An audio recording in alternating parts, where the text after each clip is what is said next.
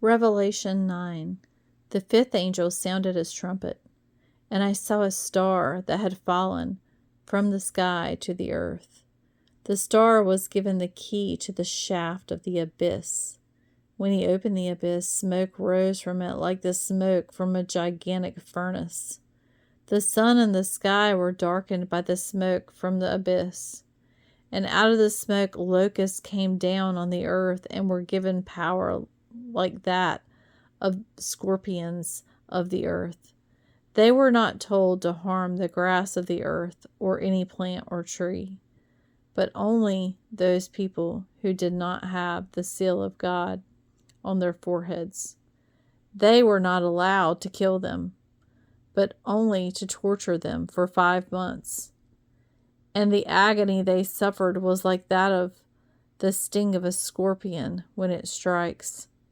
During those days, people will seek death but will not find it. They will long to die, but death will elude them.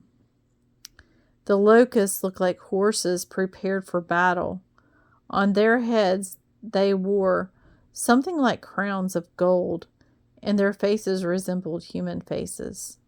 Their hair was like women's hair, and their teeth were like lions' teeth.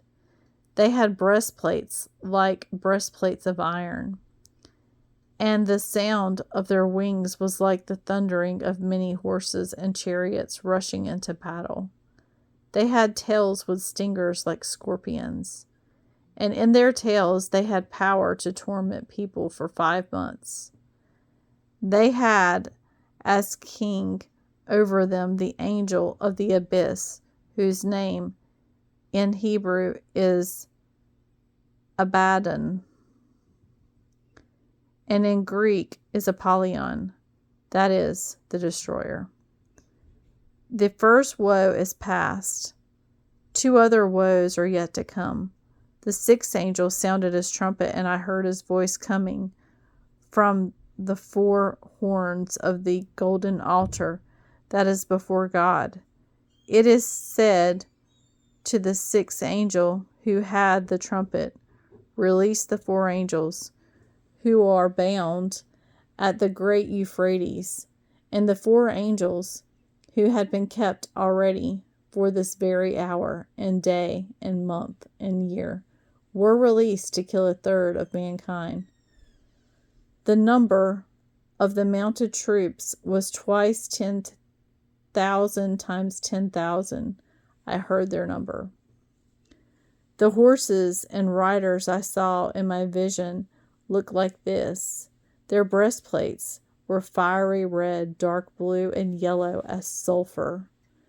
The heads of the horses resembled the heads of lions, and out of their mouths came fire, smoke, and sulfur.